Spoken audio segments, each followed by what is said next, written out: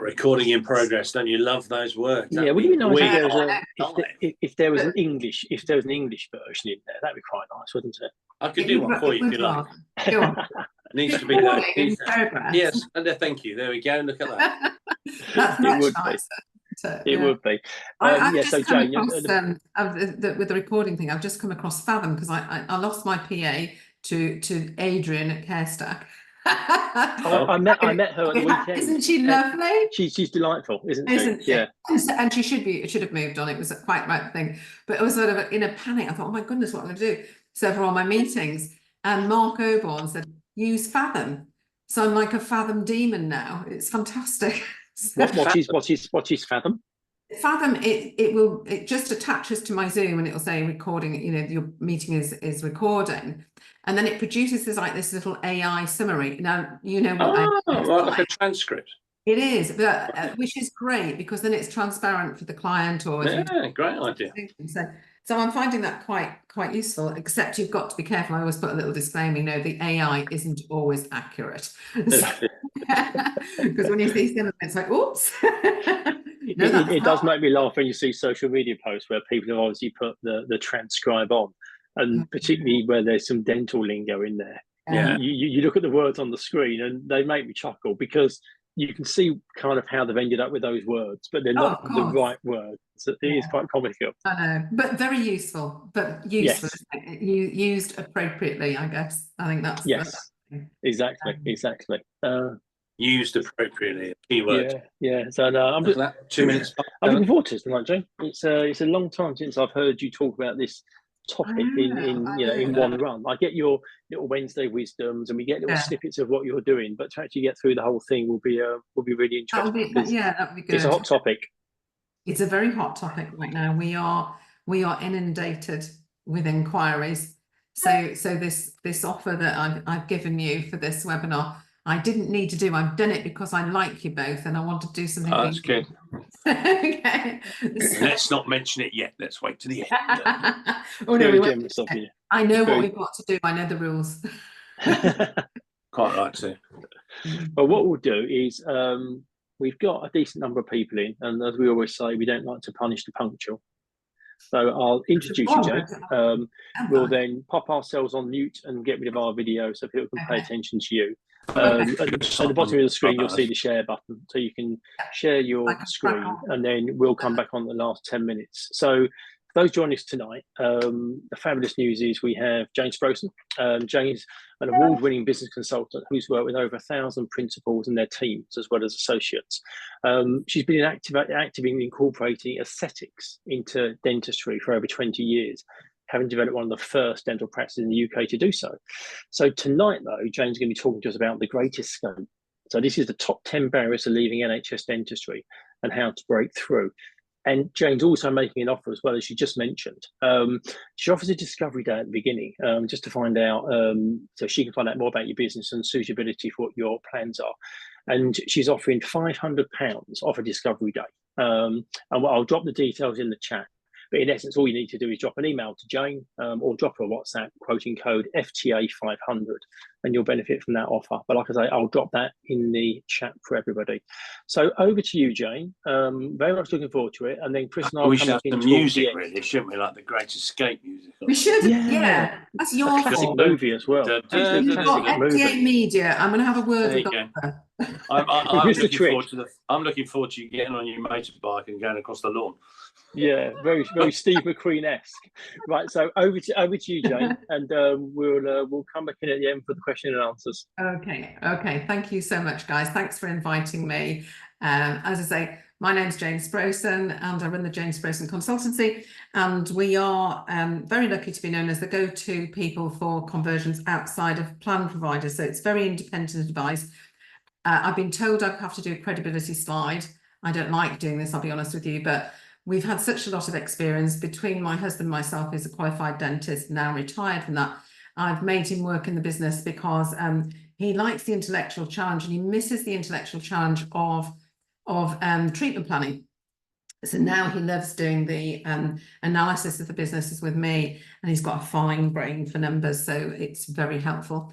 And with him being a dentist, they people do like me having a dentist around because they can ask the clinical side of things. Yeah, we have done aesthetics. We have had a practice that we opened many moons ago together, which was lauded and mocked in the press because it was kind of the first dental spa. We did things quite differently, but it stood us in good stead for what we do now. And we did have a children's contract, and I just want to throw in that, you know, people do worry about the children's contract, and we were actually charging £20 on membership for the children's contract, and we went over our target. So I think we'll talk about pricing in a minute. We've worked with hundreds of dentists and their teams, and I think the great thing now is that I'm able to take everything I've done. I'm delivering the best that I've ever done because I've learned so much over the years. And my branding partner, because I'm a branding specialist as well, she said, you know what, you've got this Jayne Sproson method, and she gave it a hashtag, and I haven't been able to shake it off. So yeah, that's a little bit about us on that slide, but I'd rather get into the meat of it for you to see what you can learn from me hopefully tonight. So let's move on. I'd like to talk about this, the change formula, if you like. You know, when you get a mathematical formula, and if any of those elements represent 0, you don't get the outcome of the formula. So change to us is pain times compelling vision. I put the compelling there because it has to be really compelling, times first easy steps. Yeah. So we're always looking to understand why the clients come to us in the first place. You know, what is their pain? And they're really great because they are so good at opening up and telling us what their pain is. And everybody has a different sort of pain. But it's fine having pain. But if you're going to make this change, yeah, or part change even, it may as well be for something that you really, really want. What is the point of jumping from the frying pan into the fire? And you've put so much work into it. And I'd much rather you come to us at the beginning and not have additional pain post-conversion. I don't want you to be the practices that come to me and say it hasn't worked properly. And please, can you put it right? Because it's not great for the team, and it's certainly not great for you. But if you have this compelling vision, it will drive you through that conversion. So we do help you get that. And I guess not many dentists, especially under the operational pressures and financial pressures that you have with an NHS practice, or a practice that has an NHS contract, I should say, would want to even find the time, because they would maybe see that talking about vision is a little bit frivolous when they're looking at their costs and they're wondering you know, how much clawback they're going to have, and all the other pressures that we know about working in the NHS. And whilst it's a long time since I've ever worked in the NHS, I'm working with practices constantly that are in the NHS, and I know how very real that is. And then the final one is the first easy steps. And I guess that's what we do, because, you know, I have one regret with you guys, Andy and Steve, Andy, Chris, sorry, is that I didn't sell my practice with you. You get one go at that, don't you? It's a really big decision. And I know I should have come to you, and I'm going to apologise and put my hand up now.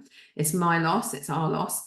And this is, I think, is really similar. You get one go at this, so get it right, for goodness sake. It's such a big decision, and I always try and treat this as if it was my own business, because I know how it feels.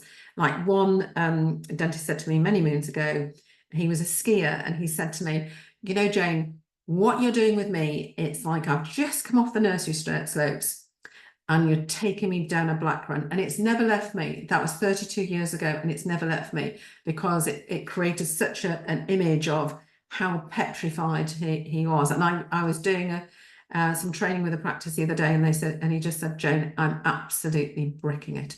And so I have huge respect for the courage you have to take to make that change, but let's get it right.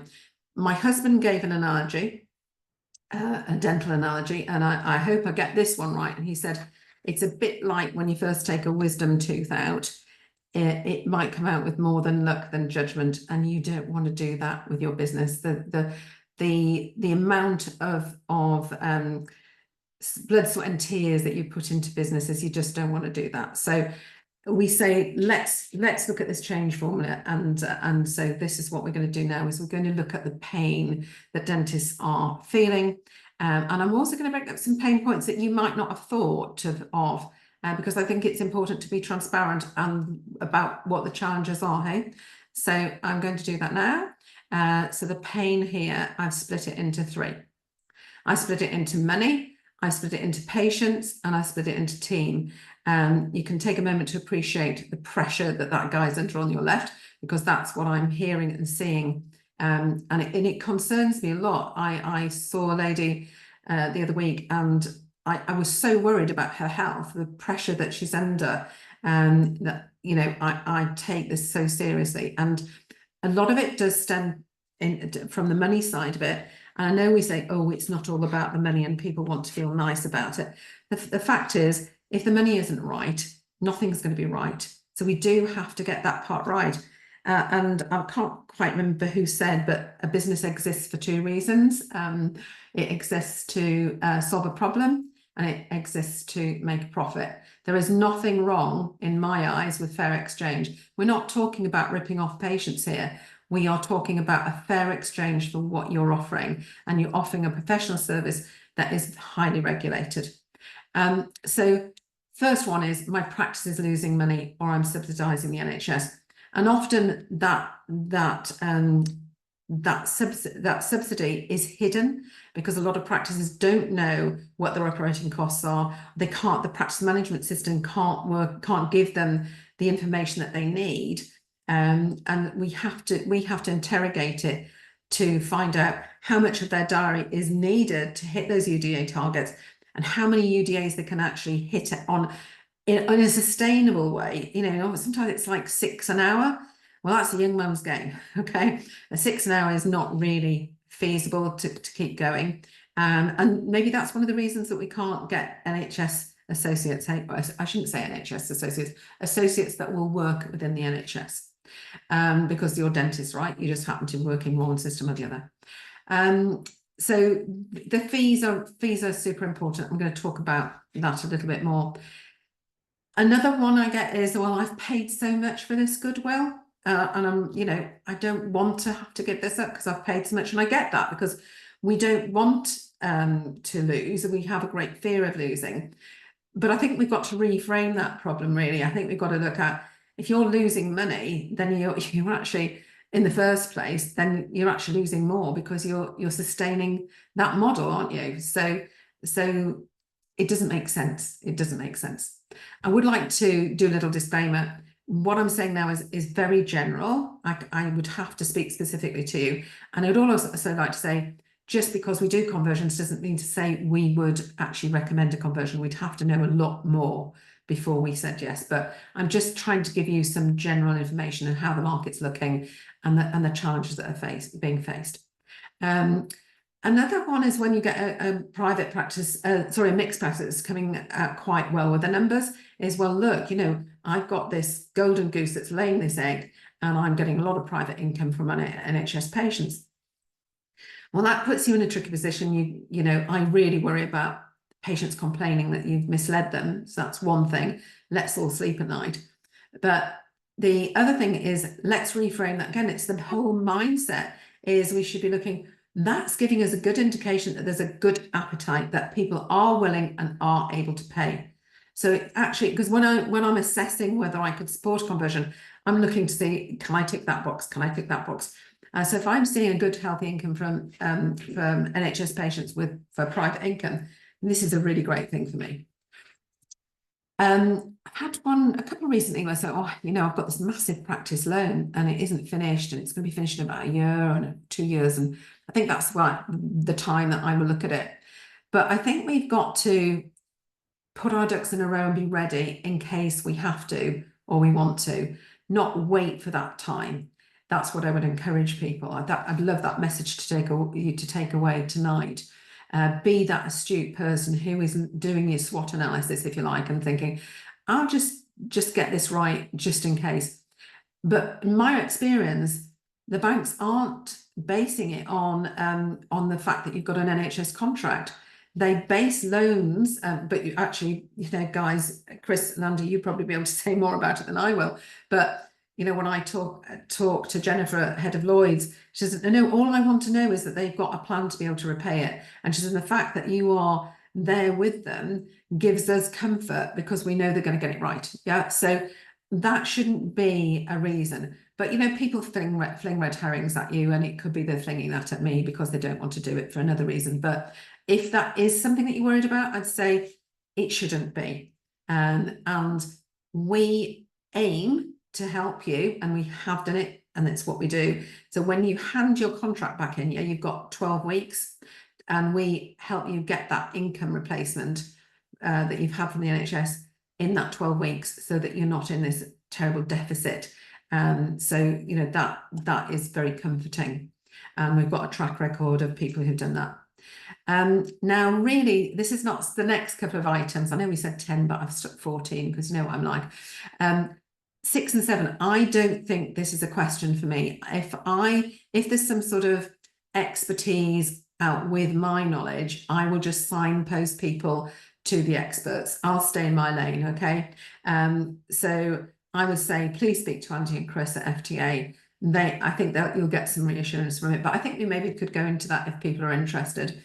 And I'm thinking of selling soon. Again, I think it's more of a question for you because there may be some anomalies that I don't know about. But my general thing would be probably not a good time for you to convert if you're thinking of selling, because we've got to get those accounts right. Yeah, and there's always a little bit after conversion where we have to help dentists level up, if you like, because they haven't been used to prescribing the way, because it's a very different system in the NHS. So that's the kind of money bit. There's obviously, we go into great depth about it, but that's just an overview. With patients, now, you know, dentists are caring people. They've gone into a profession because they care for people, not particularly because they want business side of it. And so the very thought of having some confrontation with anybody, it really, really upsets them. The thought of a patient being angry with them upsets them.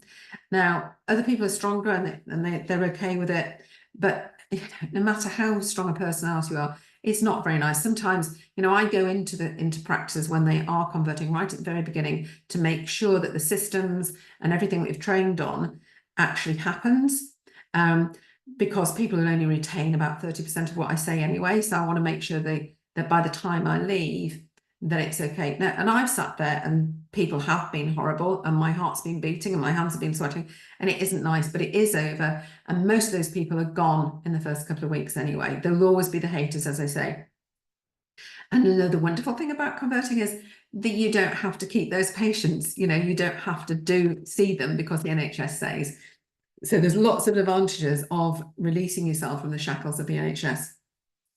And one of them is saying goodbye to nasty, ungrateful, and really quite abusive patients. This is quite regular because I guess we are seeing practices now in less wealthy areas than when practices converted years ago. And they worry that the patients there won't be able to afford their dentistry if they go private. I'd just like to reassure you that we've done one recently in Hull. Okay, and it's not the wealthiest areas at all. In fact, this practice is located in, and I'm allowed to say this, I've got permission. Oliver Pierce, who owns it, has done a fantastic conversion, and he was really worried because his practice is in front of the second biggest council estate in Europe or something, and we'd done his target within a week. He's now got a waiting list of about 750 patients. So, you know, please don't think that you've got to be in a swanky area with a swanky practice to be able to offer private dentistry. I'm not saying you can do same old, same old. I'm just saying that is not necessarily going to stop you. And this is something that somebody said to me. I said, what if nobody stays? What if nobody stays, Jayne? What will I do? I think that lady was very brave to share that with me, but I think a lot of people will be thinking it, because let's face it, is a kind of popularity contest, hey? But know this, we've never had a conversion where that's happened. Even, you know, the worst conversions, we get them to target. When I say the worst conversions, I mean the hardest conversions, the ones where we're ringing the patients out to the last day of that 12 weeks, but we never know what kind of conversion you're going to get until we're like 2 or 3 weeks in. It's too short a sample otherwise. And then I think this is a really kind thing to think about. What about the patients who can't afford it? Now, my answer to this is that there are 2 lots of patients, well, 3 lots. Those that will join, some reluctantly, some quite easily, and there'll be those who choose not to afford it and those who genuinely can't. Those who choose not to afford it can be quite surprised at. I remember my husband's mate, who was a professional in town when he did his 30 years ago, and he said, "Oh, well, that's great, John. Nice to see you. This will be the last time I see you. I found an NHS dentist." But this was 30 years ago when all the practices around were NHS, eh? And then the lovely local postie came in and he said, "Well, I need to sign some forms, John. What do I do?" And he said, "Oh, you don't want me to tell you about it." He said, No, you've always been good to me. He said, "I'm going to stay with you." So you mustn't ever judge about that. And we've had exempt patients who have joined the practice and so on. But the ones who genuinely can't afford it, if I can square that circle for you, it's a case of you've got your circle of concern, right, and your circle of influence. And I think you'd be a bit of a strange person if those people who genuinely can't afford it were not in your circle of concern. But as far as your circle of influence, I'm afraid that influence is in Parliament, not with you. And you have a duty of care to the patient in front of you. And if you're brought up for a fitness to practice or for whatever, you can't say, "Well, I'm really sorry, but it was on the NHS and I did the best I could." You know, so we have what is that thing when you're out flying? They say, you put your oxygen mask on first, look after yourself, and then you can help other people. And I've had some lovely practices who are really deeply upset about this. And what we've done is we've put them in a position where they're able to do 3 days. They say they'll do a pain day for homeless people or whatever they want to do, whatever their choice is about putting back in the community, but they can afford it then, whereas they can't afford it in their current circumstances. And that's a lovely thing to see. So with the team, some spoken concerns and some unspoken concerns, clinical and non-clinical. It's very hard when you're working to the NHS system you've gone on your courses, and then how do you actually put that into place? You can't always do that. So there may be some levelling up to do clinically, for sure. Let's not pretend about it. But I would say that most associates, I would say 99% of the associates I've met and teams are actually up for this. They just want to know, how do they do it? And their biggest worry is the backlash from patients. And of course, we teach them how to do that and how to deal with it. Massive at the moment is trying to recruit dentists into the NHS system. You've got to look ahead, and you can see that younger dentists really generally aren't wanting to work within the NHS system. They can see it's not working for the dentist. They can see it's not working for the patient. And I've even had young dentists, because we know a lot, saying, "Look, can you find me like a private FD? I don't want to perform a number. I don't want to ever work in the NHS." So that's the trend. And it'll be interesting to know if you have seen this, Andy and Chris. That would be really interesting. And then the last one recently is about an FD contract. They're a training practice. And that's also a tough one, isn't it? Because you've made a promise, and it's most likely that you're a person of your word, and to have to say, "I'm sorry, I can't actually sustain that." That's a hard conversation. But those are hard conversations that have to be made, and decisions that have to be made in business sometimes. And I can assure you that those FDs have found other places. But I'm not saying it's easy at all. I would hate to be seen as flaky myself. It might tread across your values, but I come back to it. You have a responsibility to your business first. You've got all those people there that you're responsible for, their mortgages, their rent, feeding them, and you've got to take a look at the bigger picture, in my view. And then I've sneaked this little one down at the bottom, which is about your integrated care boards, your health boards, because some of them are getting quite vicious at the moment. So what we do is we mitigate that risk so that we know what they're trying to do, and we put things in place ready for them. And even though some have been really brutal recently, we've still managed to get targets and to achieve the objectives that we needed to achieve. So that's the pain. Am I on time here? We're doing okay. I'm very aware that we need to keep to time. So the keys to success, I've thought about this quite hard. What is it that makes this successful? And I have to put the fee setting up first, because if that isn't done correctly, we went into a practice the other week and they were trying to work out, why aren't things working? Membership's not working, this is not working. And the advice that they'd had was so bad that they were giving away the profits. They were like 68 to 80% of their margins were being given away. And this is why some people say that membership doesn't work, but it does work if you do it properly. But surely that's like anything, hey? So fee setting, enormously important.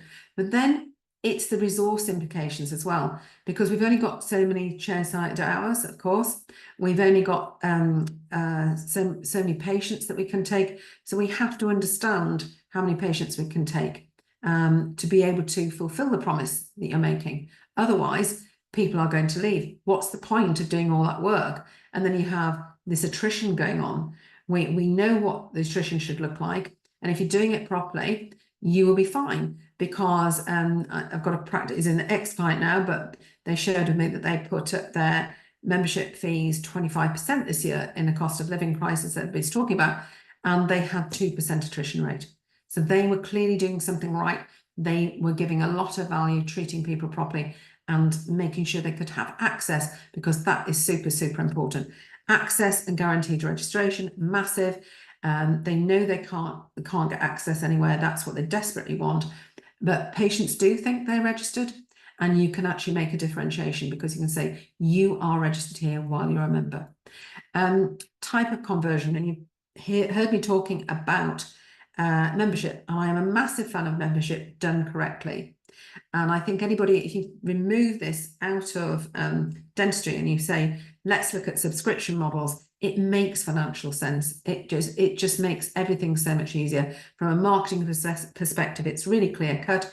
It's easy for your team to describe, instead of, oh, you can get this on that bit and you could go here or you could go there. No, just this is what we provide. We provide it on membership. And it is a lot easier to get to target when it's membership only. It is not something we push people down, but when they go through the different options of hybrid pay-as-you-go membership, it's startlingly obvious that that is what they should be doing. Now, it's not for everyone, and I'm aware of that, but generally it's a much better idea. Choosing a plan provider is super important, because they need to be really responsive. There's lots of last-minute changes and questions that come about, and support required. So the provider is important, and we don't want you to be paying more than you should, but we do want you to have the support. So there's that to balance. Your team buy-in is essential. I have seen, there's quite a tragic story, which I won't tell tonight because it will take all the energy out of here. But when the team they are all on board, and I've heard somebody say, oh, well, do what you like. You can go on membership or pay as you go, whatever. You don't know if a patient's ever coming back as soon as they say pay as you go. And let's face it, they've been used to paying as they go on the NHS. So you're asking them to make another change by committing to you. So it's so important that all your team believe in this, and you can't just go, this is what we're doing, because they need clarity and they need confidence, and they deserve to have it. It's hard work for them. This is where the team training comes in, so that they understand the pain, they understand how to answer questions, they understand what the timetable is and what needs to happen. And one of the things that's really important, that is the patient journey, and making sure that the dentist makes a recommendation, because where I've seen things fall down is where you say you've got 3 memberships and you've got one at maybe £12, one at 18 and one at 25, or whatever they may be. I'm not saying that's what you should do, far from it. I'm just giving you an example. So, and you just say, oh, we've got all these different plans. Well, what's going to happen is they're all going to join the cheapest, aren't they? And you're back to square one on volume of patients. And the biggest thing that comes out of this is I haven't got enough time. I don't have the time to do a good job at anything, and the compromise and the frustration. So I would say to you, we prescribe a membership, and it's very interesting. People are so frightened that people won't join, but when you put your colours to the mast and you stand for something, you don't fall. So I would really encourage you to have the conviction of your decision when you ultimately make it, if you make it. Diary management's really important. Don't say, oh, well, I better reduce the amount of NHS patients I'm going to see because we've got to talk to them all. If you follow the patient journey that we prescribe, and it is a prescription because I know it works, then you won't need to extend your appointments at all. But we need to see as many NHS fee-paying adults in that time as possible. We also want to preempt buyer's remorse, because there is a bit of a panic situation, and we do push the scarcity of the places, but we want some people will sign up and they'll forget. I mean, quite frankly, I can't remember what the benefits are with my membership at my dentist, but this is a conversion situation. So we have a little patient communication to make sure that we can mitigate that too. It is really important as the principal not to hide with this. You need to be present. And I know if you've got more than one or two practices, you're in that mode of where I can delegate, but this is the time for you to be present. This is the time for you to give time to that practice, because the associate-led practice conversions are harder to do than a principal one. So if you have got more than one, then please make that time to be present. Super, super important. We've discussed about membership as pay as you go, and I can go into that in more detail if people want to know more about that. I would encourage you to pay a bonus. Don't pay it until they've actually achieved target. That does encourage people. But I say, please do pay a bonus to your employed people. And then in between, I would say, do some bubbles and bites or Pizza Fridays or something to give them some recognition of all their hard work. And above all else is a positive mindset. And people have given us lovely feedback. We did their fees right, or we supported them in the conversion, or we did the fantastic training, all of these things. But the one that they tend to value, but they don't put down, is the emotional support we give them, because it's petrifying. And they know that we're at the end of the phone. They know that we will always be there for them. Because you know what? I'm going to tell you this right now. I still don't sleep the night before a conversion because the responsibility weighs so heavily on me. I take it that seriously, and so I should. That's what I'm being paid for. So positive mindset is essential. And so let's look at a bit of how am I doing for time? Oh, yeah, coming to the end. A conversion health warning. Yeah. So what are the things that you shouldn't be doing, in my opinion? Now, because you're all lovely people who say, but they're my patients, and they should be spoken to one at a time, and I'll explain to them. But what happens in that situation, if you're doing a conversion rather than a part conversion, is that you lose control of the narrative. Yeah. So, and especially if in a small community, and we've got social media now just to make it even worse. So all they need is a little sniff, and you can't explain your context, you can't frame the problem, you can't offer them the solution, because by the time it's got to the 10th person in the town, the message has got lost. So if everybody gets a letter at the same time, they've all got the same message, it's fair to them because there's so many places, and they've got a choice of whether to stay with you. Now, this is where it comes to team gossip.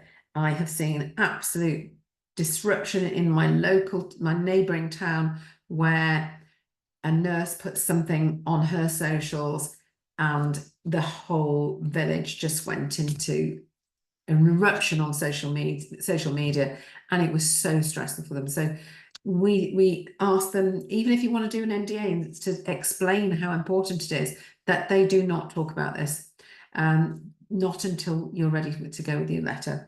Fear-based pricing I've touched on. You've got to get that pricing right. I think it's understanding the most advanced you can do, yet acceptable, MAIA as they call it.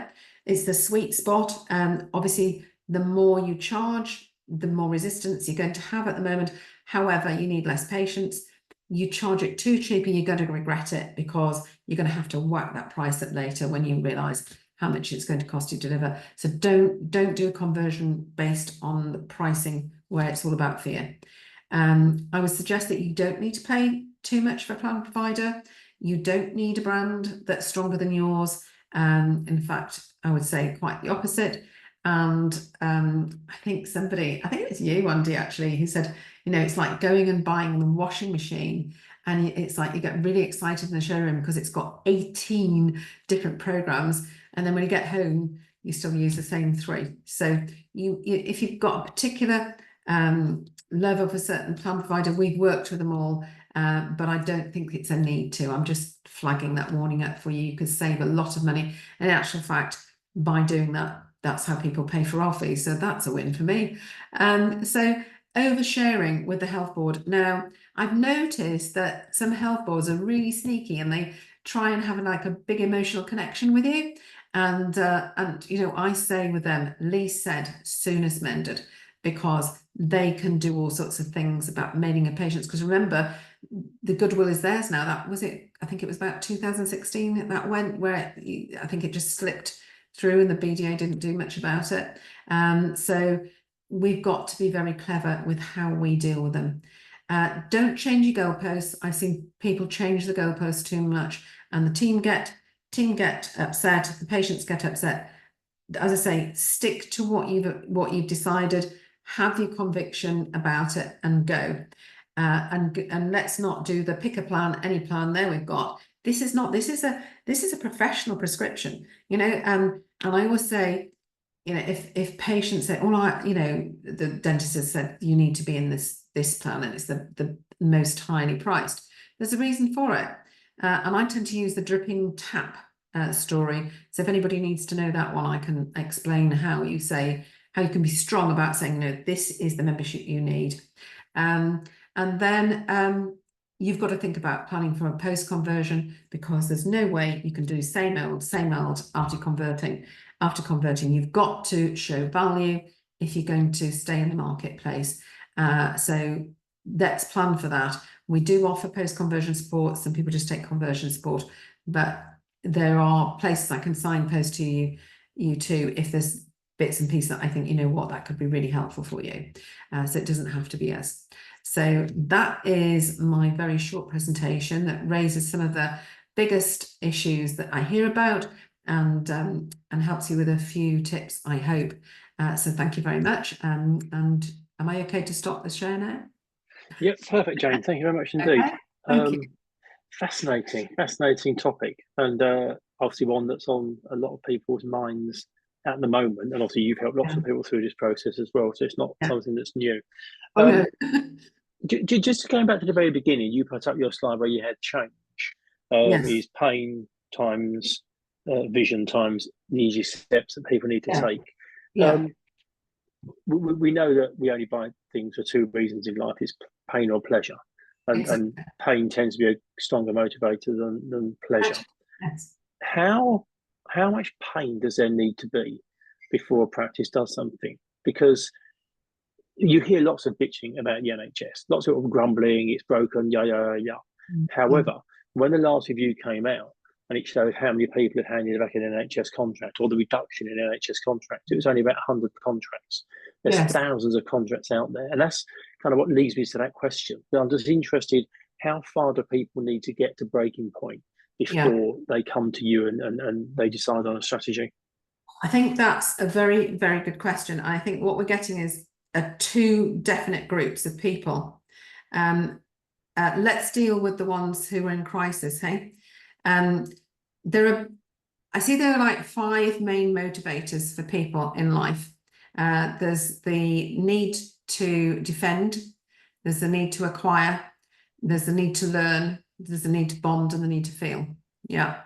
And I find that the people that come to us in a crisis are those people who whose motivators are to bond and to feel, because they put up with an awful lot more than the other people have different motivations. So I remember I used to work with another consultant years ago, and he said, you know, Jayne, it's a bit, when you've got a sofa that has broken and it's got a really horrible spring, and every time you sit down it's going to, you know, and you think, I need to get another sofa, but you don't, because it's there. Yeah. And that's a bit like the NHS contract, because it's there, and it's such an effort. Imagine the pressures that you're working under. You've not had to, but I've been in there, and it's so hard.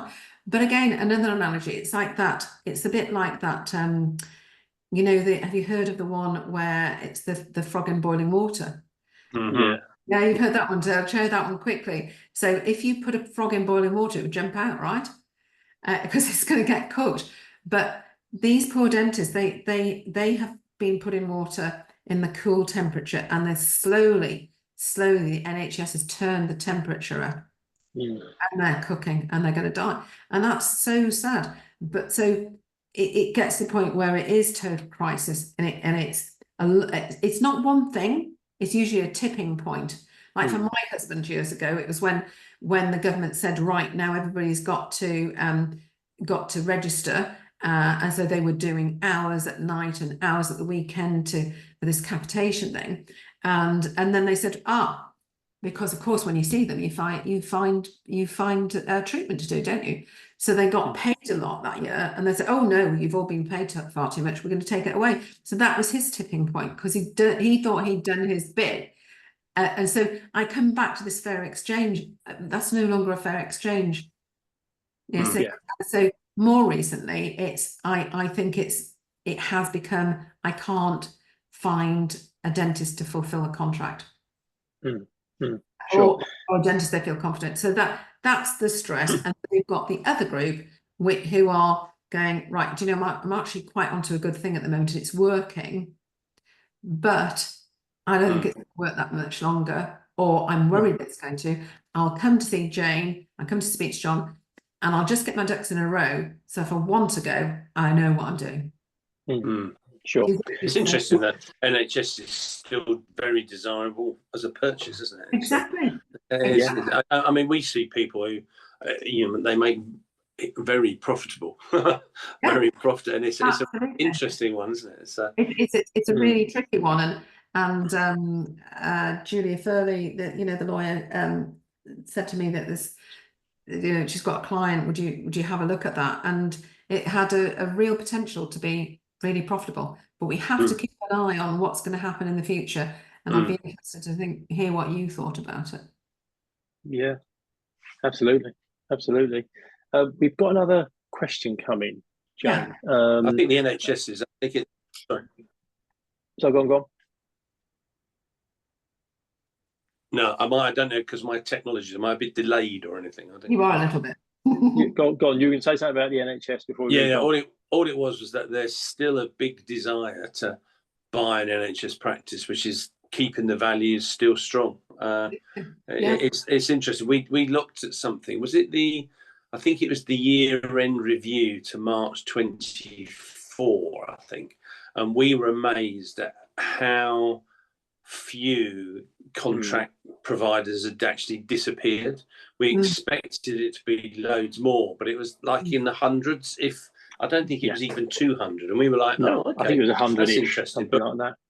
Yeah, we see small contracts, don't we? We see, you know, up to 100,000 going back, because people are normally, they've either run those as sort of child-only contracts to a certain degree. So it is interesting. As well, aren't they? They're little child-only, because you can't get, well, it's very rare, I would say, if you could get a child only or an exempt, because I've had people say, look, just let me keep my exempts, let me keep my kids.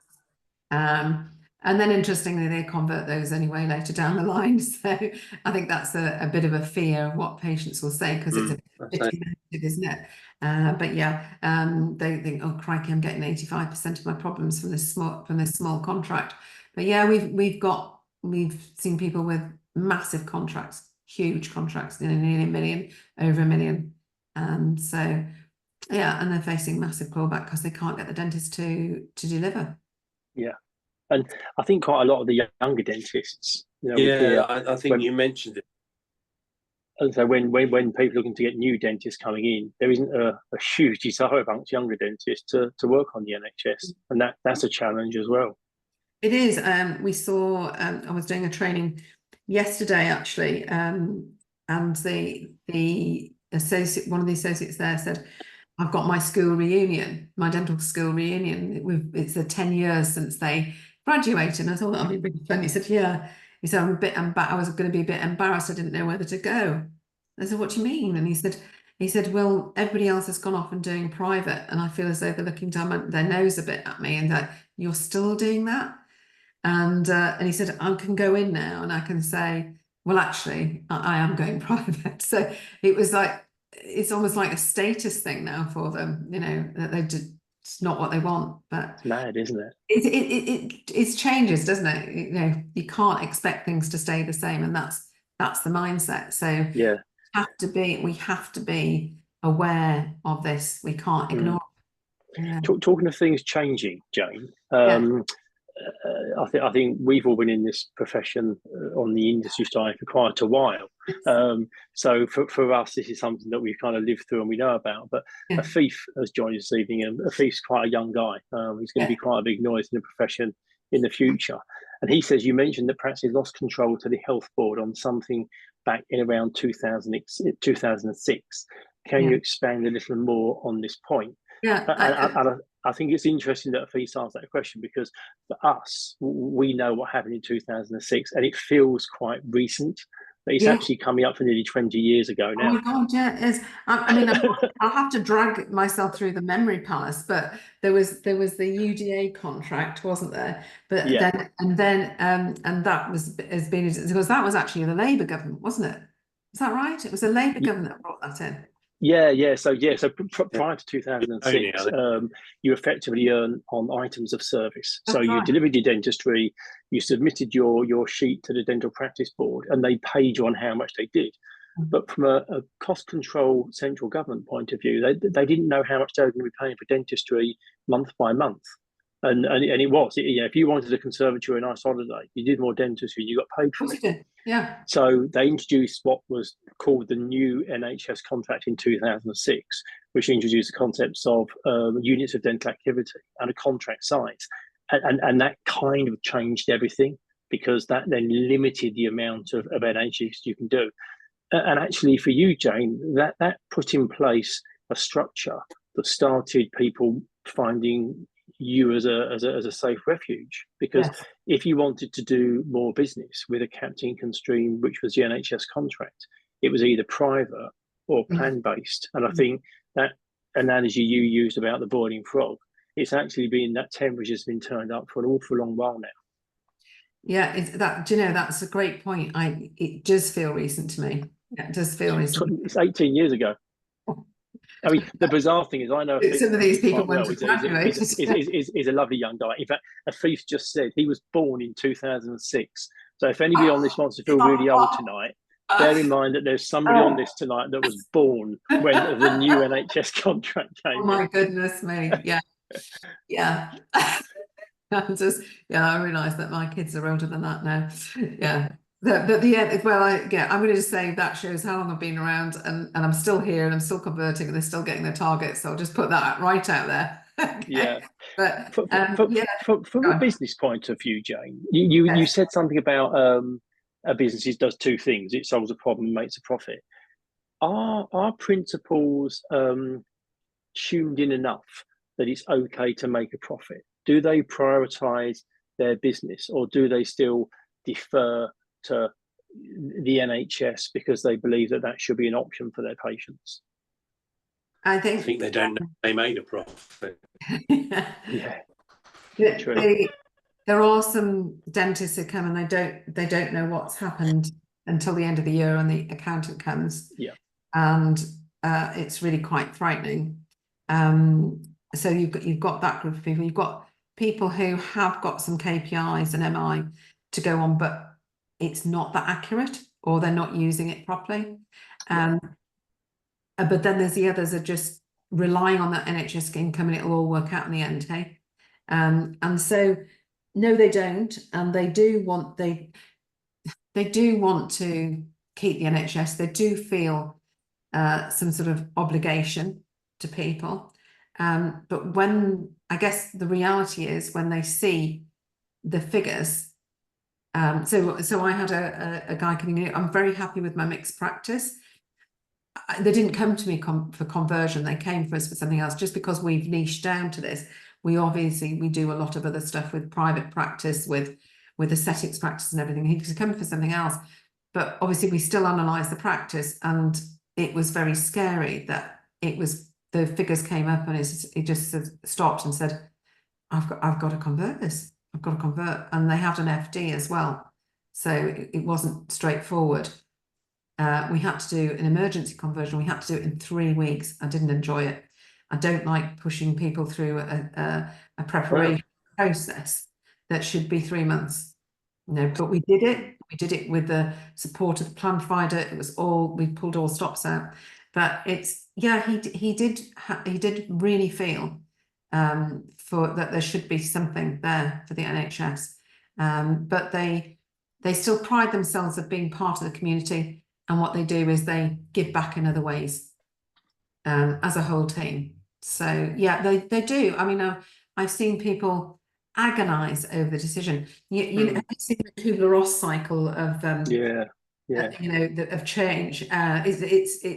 It came out for bereavement, didn't it? And yes. So the denial, depression, and what's the next? Bargaining and acceptance. Acceptance, yeah. It goes up and down like this. And this is what happens to them. It isn't a linear thing. You go from denial to acceptance like that.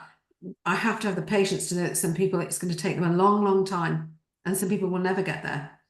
And another thing is that when you say, well, look, you're going to have to lose some patients. Can you imagine when you spent all your life trying to get as many patients as possible, because that's the model, you know, and now you've got to say goodbye. That feeds into a question a follow-up question that a thief's asked Jayne. He's said about attrition rates. What's a typical attrition rate for the entire NHS patient list when a switch occurs? And I guess what you're talking about there is the concern from a principal's point of view is more around kind of the care for those patients.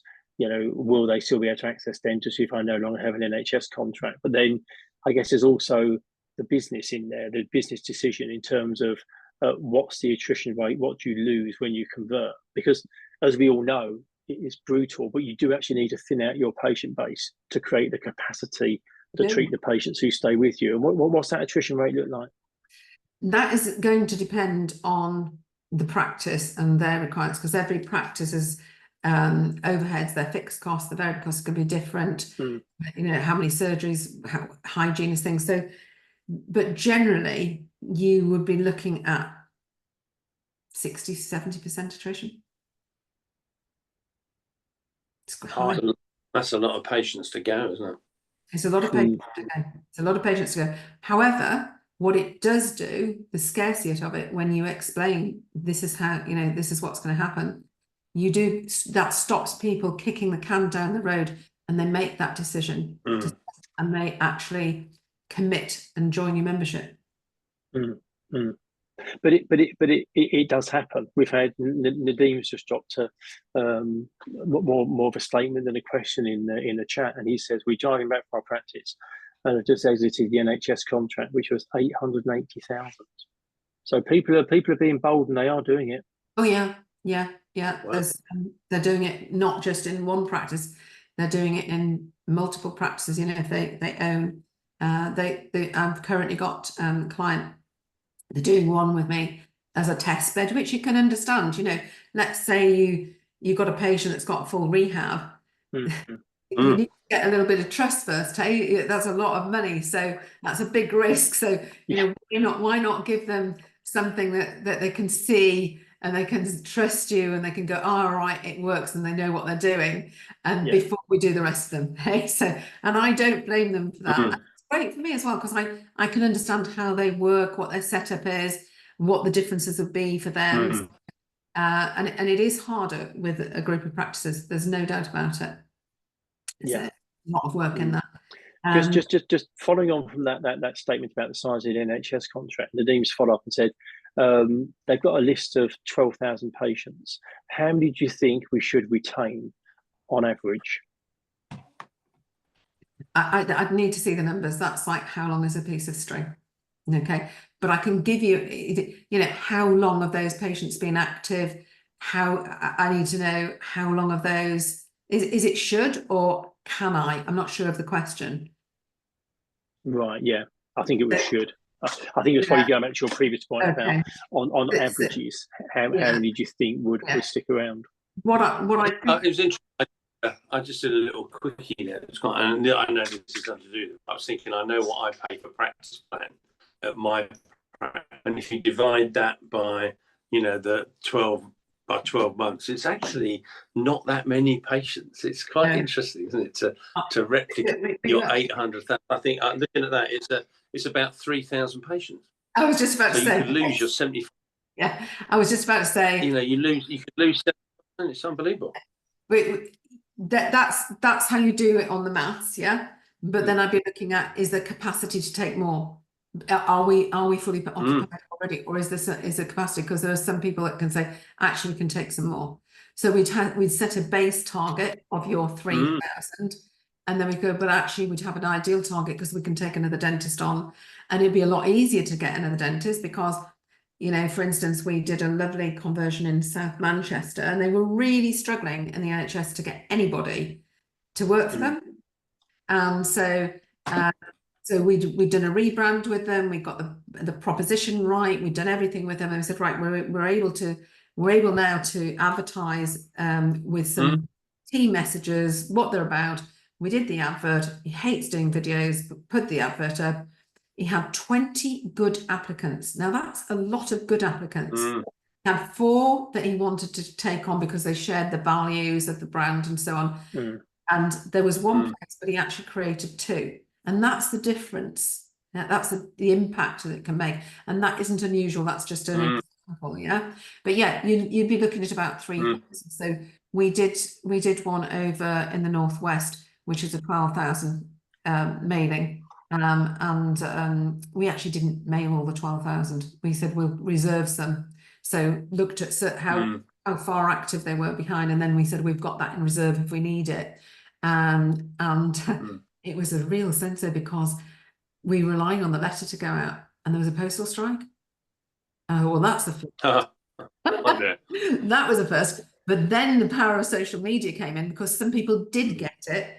And obviously they're tortured. Well, how come I didn't get one? And don't they want me? So we had queues. We had queues going out the door because of the postal strike. So, you know, it's interesting what you say about the queues out the door, Jayne, because Nadim's just come back and he's saying the figures that he had were the same figures that we were just talking about. But he also says they've got 1,100 patients on the waiting list with a year wait.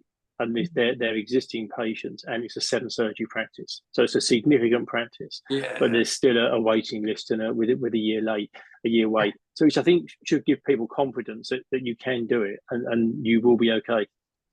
You will be okay. Just plan it properly. That's all I'll say. You know, when I say I like 3 months to plan it, there's a reason for it. Yeah. Well, it's interesting. I mean, I was just sitting there thinking, when you think anecdotally, Andy, we get told of the new breed of dentists and how they're not very good at producing UDAs, and then you look at it and say, if I'm trying, I just thought, well, if he's delivering at £30, you've got £30, that's 26,000 UDAs. So that's going to take you a fair few dentists to deliver those. So when you then go to your 3,000, you've then got, as you were saying, Jayne, you've then got your capacity to maybe take more than your 3. It's really interesting on them, and that's just really the maths numbers. So I love them. That's how you look at it. And then of course what we try and do is we try and have there's a sort of comfort blanket there, a little bit of contingency.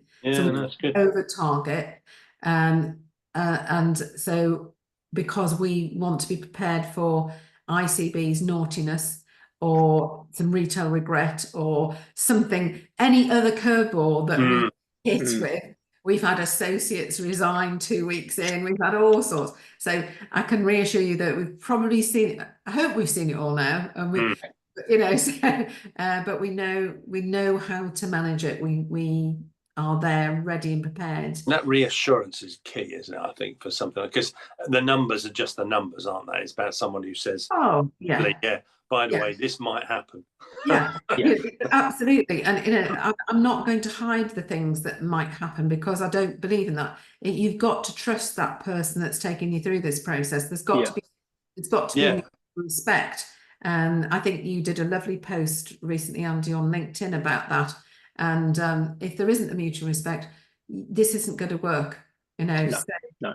And it's such a big business decision. You're absolutely right to show the good, the bad, and the ugly.